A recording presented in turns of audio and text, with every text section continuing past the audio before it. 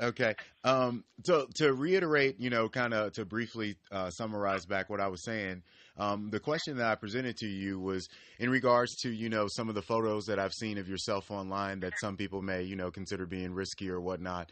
You were kind of giving me like your thoughts on if anyone had said anything negative about any of the stuff, and you said it was kind of like towards the beginning, but not so much right now. Right. Do you think that's primarily because like now it's to the point where you're so much more visible as a fighter that your fighting's more speaking for who you are than say some pictures of you? Probably so. Then it's like, when we take pictures like that, I want people, to see me as a girl too, a female. I can be sexy. Right. I'm not just a fighter and a tomboy. But I can be a fighter and be sexy too at the same time. Right. Also, people are starting to see that I'm actually talented. So I'm not trying to I'm not trying to put myself out there as a sex symbol. And just try to get fans and to just be seen by my looks. Right. I want people to see me as a fighter and a very talented fighter at that.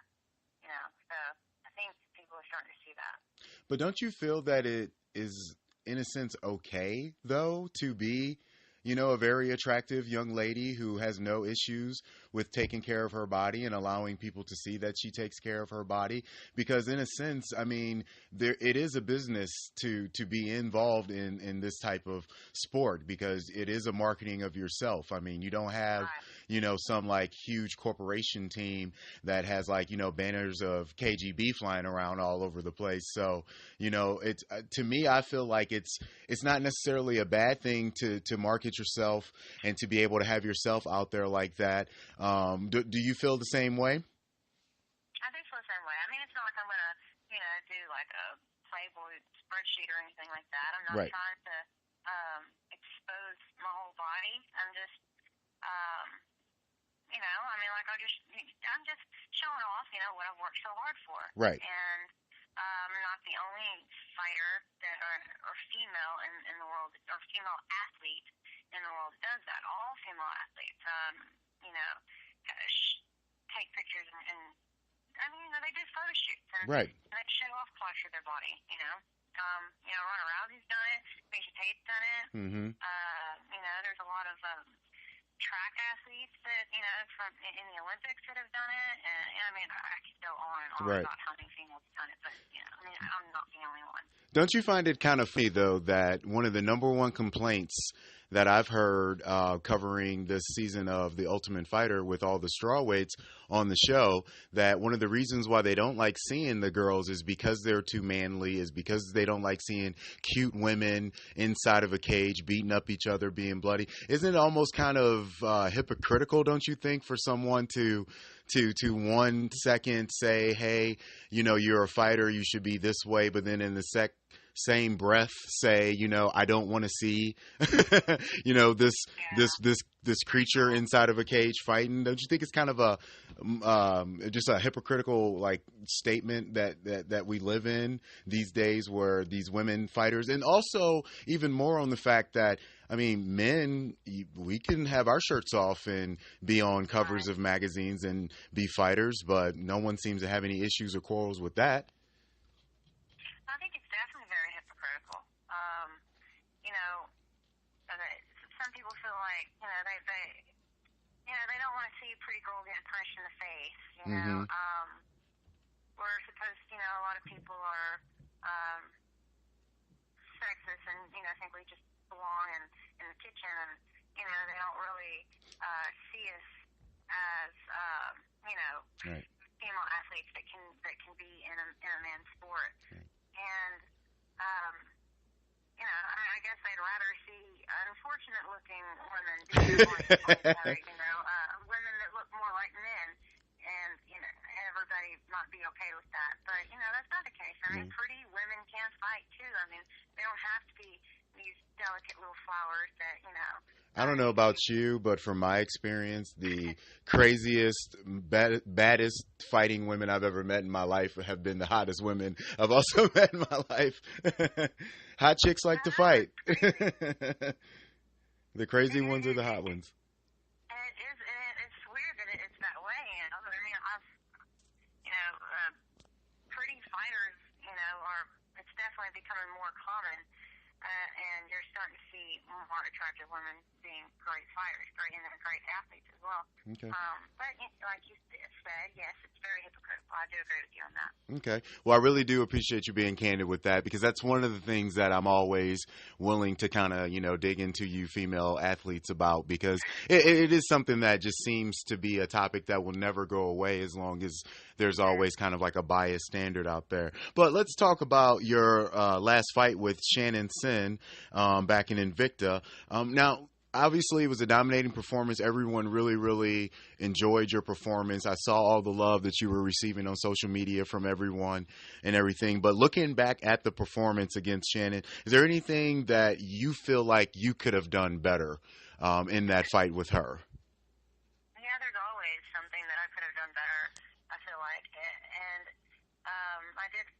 I did well, moving my head the whole time and mixing everything in the way that I needed to, but I wish that I had thrown more head kicks, and I wish that I had finished her when I had the opportunity, when I dropped it the first time. Mm-hmm. I think that'd probably be the only thing, and cutting her off more in the cage instead of, I feel like I followed her a little bit too much. I was trying to cut her off as much as I could, and I could have done a better job on that. I found myself following her a little more than I needed to. I should have worked on cutting her off more. And like I said, throw more head kicks. Yeah. So we all like the head kicks. Yeah. So, like, one of the great things about this matchup, and one of the reasons why we were all looking forward to it, is because we knew between the two types of fighters you girls were that it could be a very, very nice striking, match between you guys, because you guys are both willing to engage. But one of the things that I kind of noticed, and you even said it yourself when you were kind of following her a little bit too much, one of the reasons why I would question why you were following her was it just that the striking that she was giving back to you, her punches, were you not feeling anything coming behind her strikes at all? And was that what kind of allowed you to say in your head, yeah, let me go ahead and get after her because what she's bringing to me is really not affecting me too much? Oh, she was kind of disengaging the whole time. She was backing up. She wasn't coming forward. She wasn't trying to be the aggressor. I didn't feel like, anyways, throughout the fight. And I felt like if we were going to have a fight, that I had to come to her. Mm-hmm. And I normally try to be an aggressor, but she was kind of backing up a lot, so I had to move forward most of the time. Right. And I didn't want us to be a boring fight. And we both could have stood out in the middle of the cage and maybe not thrown anything, but I definitely felt like, if something was going to be done, I needed to chase after and do it myself. Okay. So when you get going in your groove, and sometimes like a fighter can have a game plan, but the minute the cage door shuts, it just goes straight out the door. When you find yourself in a groove, you kind of get, this was your first Invicta fight. Everyone got their eyes on you. But when you first get those, first nerves kind of shaking off and you're really, really getting into your groove, what's going on in your mind during that process? Is it more about just focusing on what you're supposed to get accomplished in there? Or is it just mostly adjustments? Or are you just kind of keeping your ear open to what your coaches are barking to you over on the side of the cage?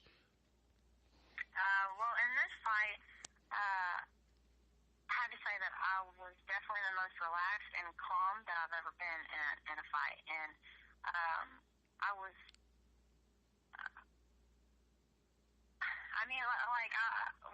what coherent would that be a good word? Yeah, yeah. Yeah, the whole time, mm-hmm. I felt like I never was in another world, and sometimes I felt like in other fights I have been in another world where I could turn my corner, and I couldn't focus on my game plan. I don't know what it was, but as soon as that bell rang, it was like, wow, I just can't explain it. Like everything that I had worked on, and it just everything came together in that moment. And I was there. I have my bad days in the gym, and it seems like everything that I'm working on isn't working when I'm sparring. But as soon as that bell rang, I mean, like I started, my footwork was working. I was moving my head. I moved my head better than I ever had before, and my footwork, like I was switching it up the whole time, doing exactly what I had trained to do for that fight. Everything that we worked on, I was able to accomplish it in that fight, and I was able to listen to my coaches and do what they wanted me to do. I mean, my coach was yelling for more head kicks.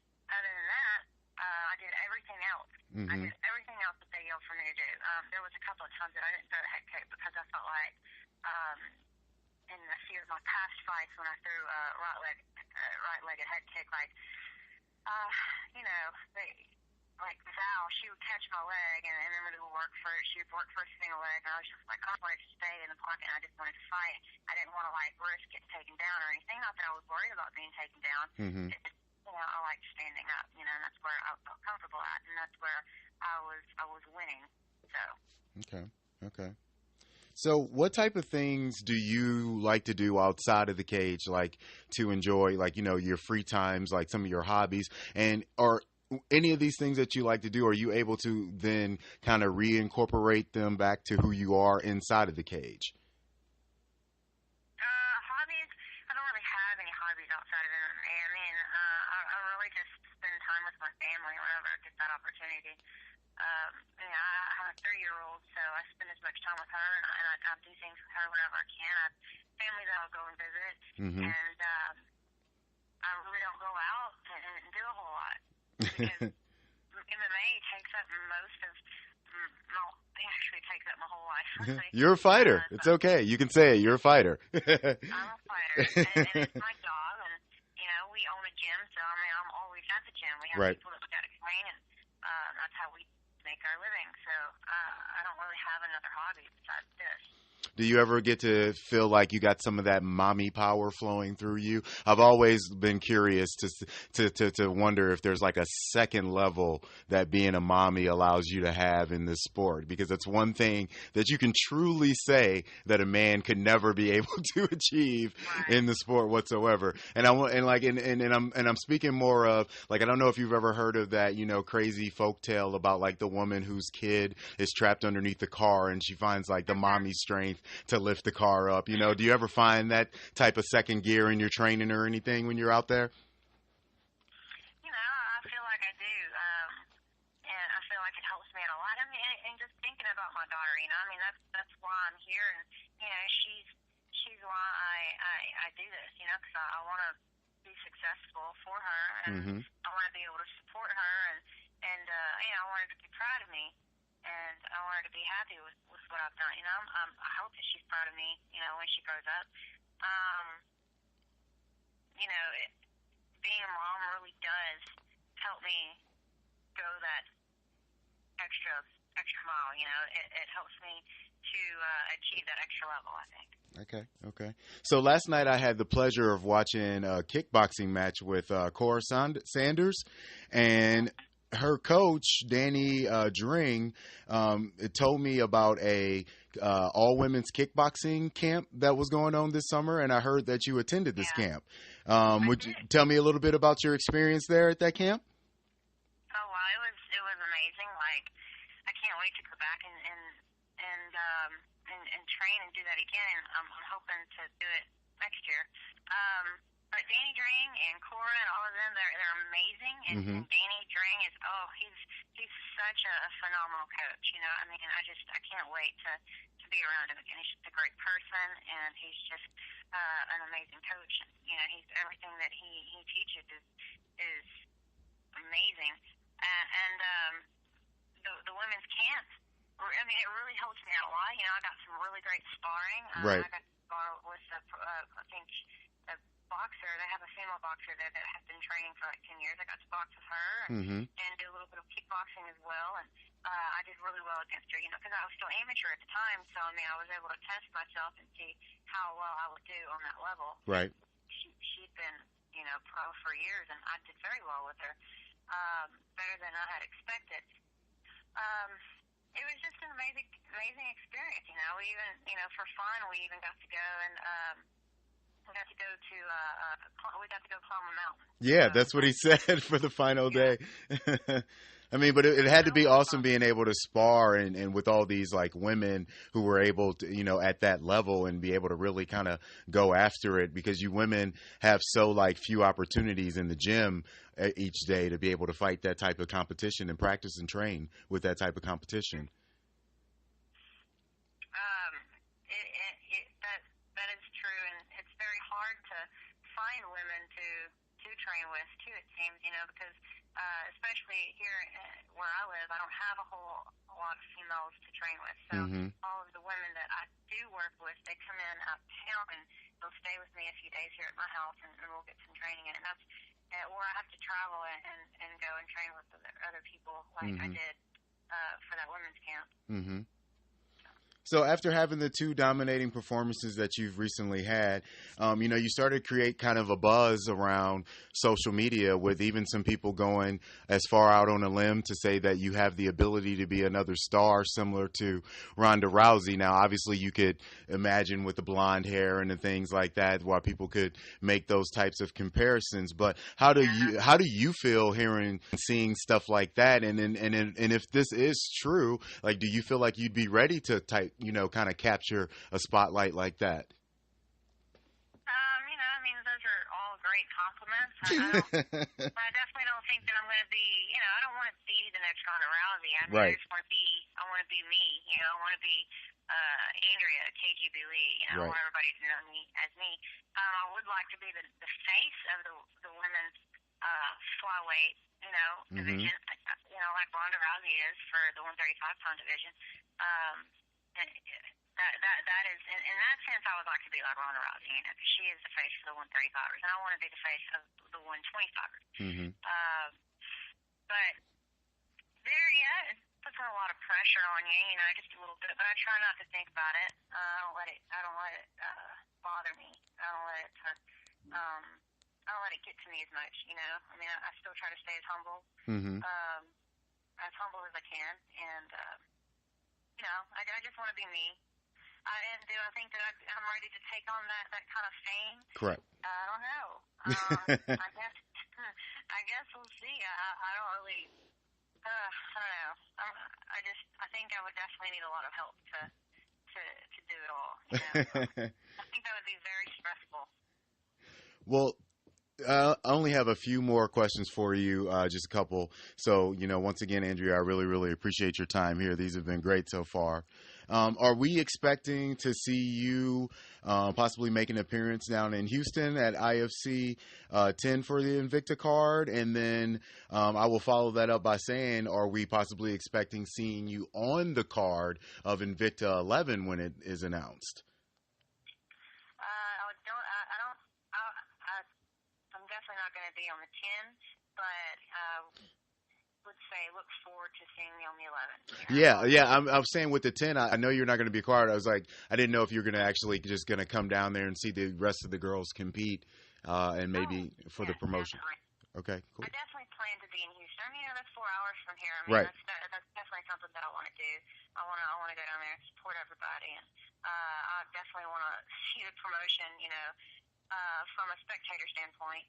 And also, I might be fighting in Japan for New Year's Eve. That's what we're working on. Oh, really? It's possible. I don't know yet. I guess we'll find out tomorrow. We'll get a confirmation if it's a yes or a no. So, now, is this going to be a mixed martial arts fight, or is this going to be something else?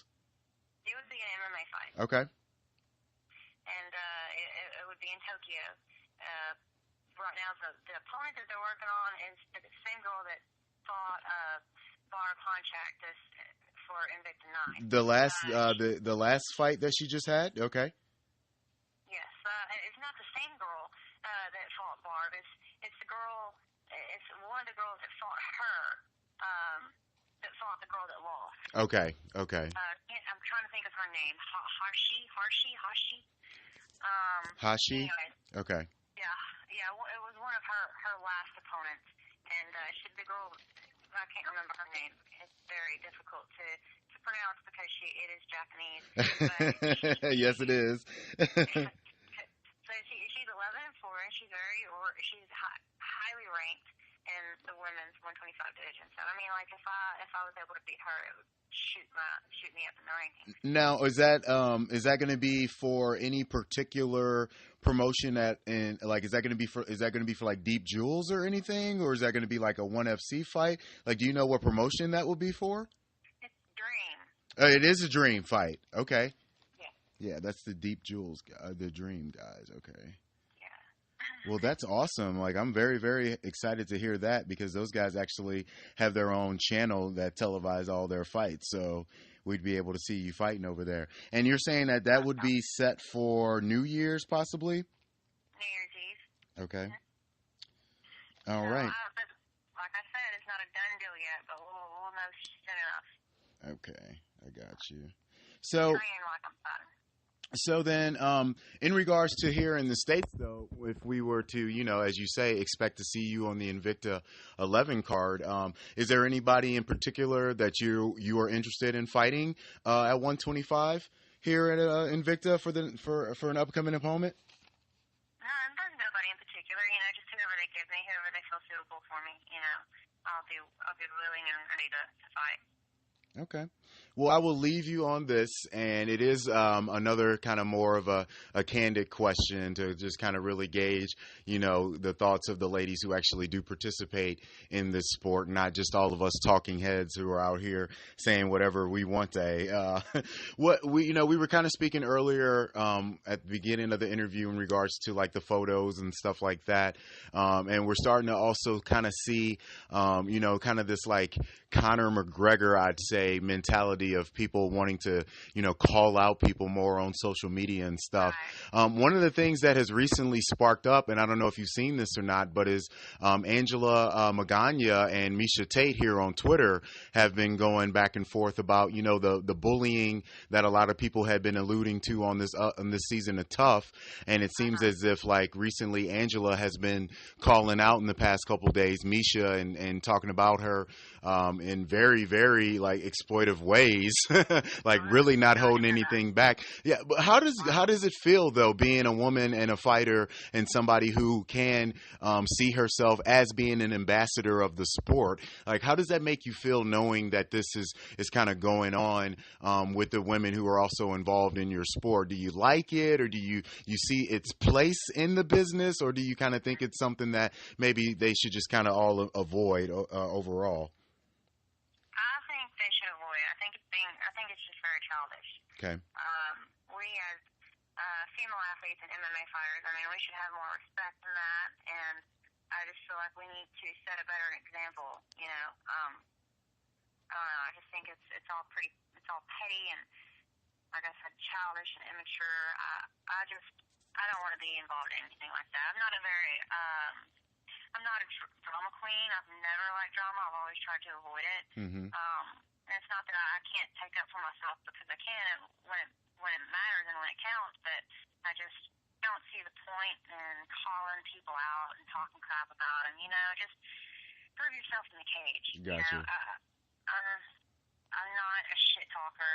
I don't like to talk shit. That's not my thing. I feel like it always backfires when you do. So just kind of keep it to yourself and just let your hands do the talking.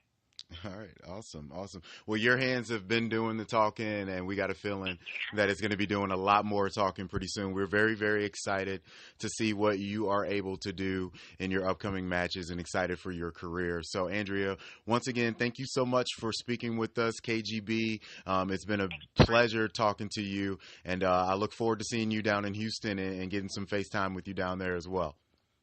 Awesome. I'm looking forward to seeing you there, too. So I can't wait. All right. Thank you for having me. No problem. Good luck with your training and enjoy your start to the week. Thank you. You have a good night. All right. You too.